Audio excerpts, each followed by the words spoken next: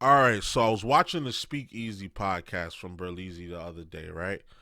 Um, and then I paused it. Then when I went to my main screen, when I went to my subscription box, this video popped up. I'm not gonna lie, I watched 4 minutes of it, and I was like, wait a minute, I gotta react to this. So here we are. So I'm guessing this is like an update video. So let's see what he's talking about. Let's see what the boy's talking about.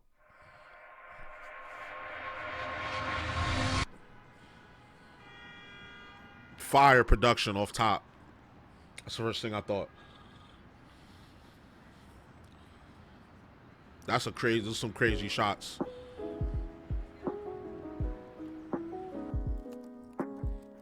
We got the lo-fi. What's good, everybody?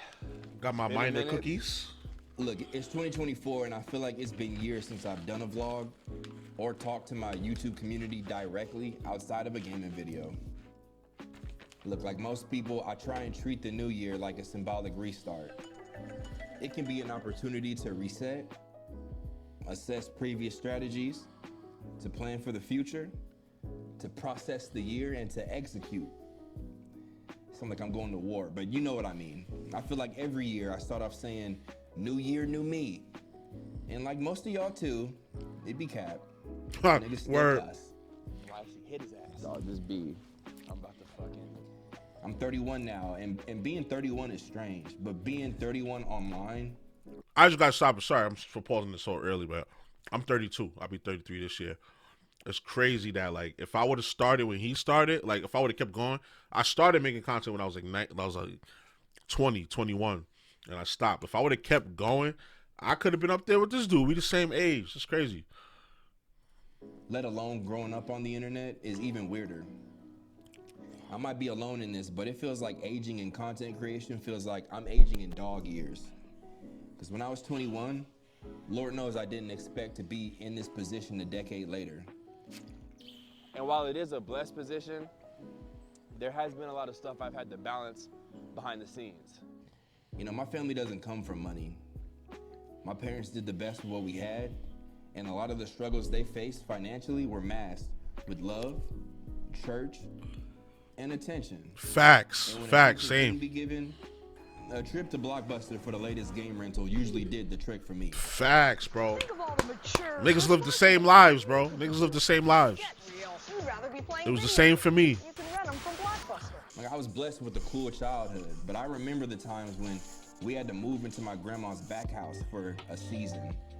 I remember seeing my mom cry to herself, stressed about how to make ends meet.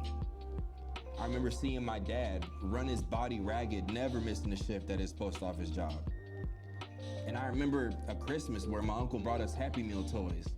And my mom made sure I be didn't like say that. anything but, I love you, Unc. Thank you. Decades later, I learned about YouTube and the potential YouTube had to change my life and, as a byproduct, my family's lives. And while in college full-time, I gained traction that snowballed into some of the most viral moments of my career that I then leveraged into a gaming career that, if you really knew me, you'd know how full circle of a journey this has been. Facts. When 2020 hit and quarantine forced us all into our homes, there was a shift. And we had just dealt with 2 deaths in our families, my aunt and my grandpa, back to back. My YouTube, it hit new heights because everyone was home online. But since I was living in Yeah, I'm not gonna lie. Like when I knew Berleezy because of the Exposed series and the Jax video. It was like, damn, she kind of thick, and it ends up being Jack. And then when I started watching him, when I started making content again in 2020, and this series went crazy. Like this series went crazy when he did Walking Dead. Texas on my own, I wasn't there to see my family struggling in real time. I had decisions to make. Right. And it felt more important than ever to not only protect what I had built, But to continue building, because success unshared is failure. so a year later, my I family don't know about that. a whole trucking business. Yeah. A year after that, I signed a lease on a building out here in Austin in hopes of creating an arcade. My son bar. got the what was that? Is that SRT? Lease on a building out here in Hold on. A year after that, Oh, you got the scat. You got the scat. You got the RT. Okay. I signed a lease on a building out here in Austin in hopes of creating an arcade bar, a dream that I've spoken about often on this channel. And what seemed perfect on paper ended up being a naive endeavor full of legal restrictions. If it wasn't the TABC liquor license being difficult to get, it was the zoning change being needed, or it was a noise ordinance being mandated, or a late night hours permit, or some staffing issues, or the fact that they only gave me 3 fucking parking spots. Long story short, this was not easy. There's a lot to open in a business. Like, all of that stuff you were saying is true. Like, I used to work for, I used to do security, and my boss, he was also one of the owners of the spot. He was always talking about permits like fire safety, fire hazard, and liquor license, and late night permits and stuff. Crazy. So that, like kudos to him for sticking through it and getting that done, if he did. Then there's building out some bros. Then there's the build out of the bar. I fuck with some bros. All the balls fire. Financial, time, and energy commitments in their own rights. Not to mention, y'all, I've gotten sick with COVID like 5 times now. Okay, this is not a drill. Somebody need to call, I don't know, that nigga Osmosis Jones, because every DreamCon, I know not to jump in the crowds. But here my dumb ass go, hugging y'all, kissing babies. Y'all just keep giving me germs every year. And as all this is going on, YouTube had the nerve to shut my channel. Yo, I remember that. When they yanked his channel. At the time, I played it off like it was all good and no big deal. Because he showed like, it was like a dildo on the screen. Like a toy dildo in the game that he was playing. That was honestly one of the scariest moments of my life. Not just for me, and not just for y'all, bro, but the fact that I was the one person so far in my family that had the potential to change everything, right? To break these generational curses, as Facts. they put it. And I lose it all to a video game dildo. I'm sure you can imagine this will weigh on somebody in one way or another. Gaming has always been my saving grace. Something that to this day I still turn to for an escape. What? Good job. Welcome back. I've had some gains and some losses over the years. But the gains have been moving my entire family to Austin into each their own homes, getting them established That's in places tough. where they can thrive, which in turn will change the generational wealth for all the children to come. This is where I've been mentally. And I know last year I was missed on the channel. Not that I'm like absent with the content, but where it used to feel like home, for me, it felt a little bit more like I had weekend custody visitation rights or something. I don't. Okay, that's the podcast room. Okay. They go Joe and PG. His main man's 100 grand. Yeah, where's your key at? I don't got one. Fucking got one, bro. Which is why I'm excited for this year. Look, I moved into a new headquarters that I've been remodeling and finally able to set up an office that I'm extremely excited about. I still love gaming. It's my first true love, honestly. And with or without a YouTube channel, I'll be gaming till my hands don't work anymore. But just like with my personal growth, I need a balance with my content too. Which is why I'll be moving into podcasting with my 2 brothers from other mothers that will cover topics that matter to me, allowing my first love to be loved again.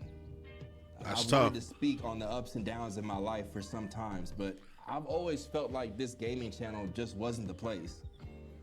You know, is there even a place for that?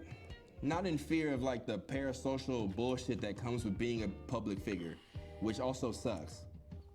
But what would I look like dumping my issues on the people who come here for an escape from their own shit? You know?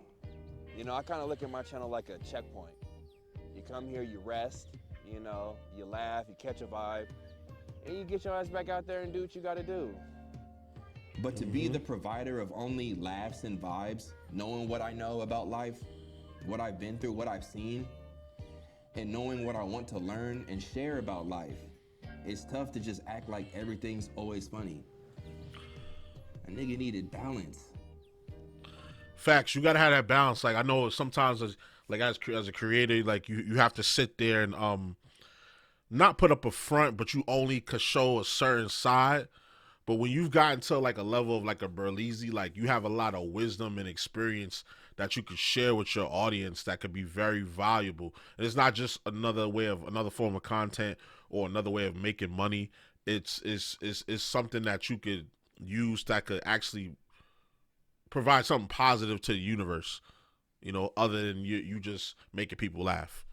So I feel that what he just said. I need balance. And for me, bro, 2024, balance will be restored. The Speakeasy is an outlet, and I'm excited to bring a new avenue to express myself creatively and freely over there. If you're interested in this journey, please follow me over to the Speakeasy channel down in the description below. I did that first before even seeing this. Hitting you all over the head with the content hard, bro. And if you just want to see me more here, please stay tuned for more content as well.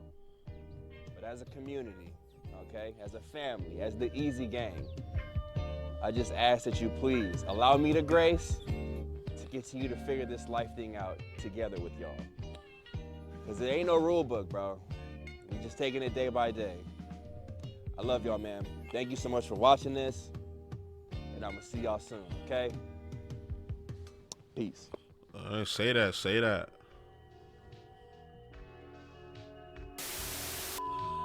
Oh yeah, I see him now. Motherfucker's fat, bro.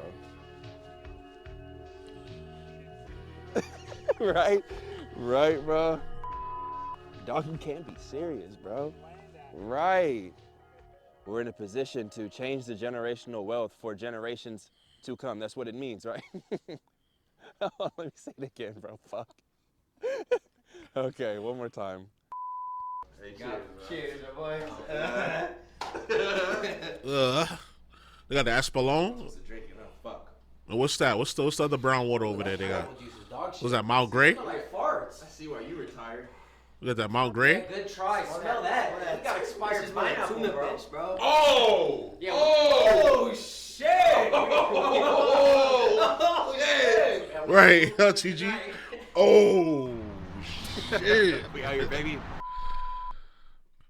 He did the LTG move, the double O roll.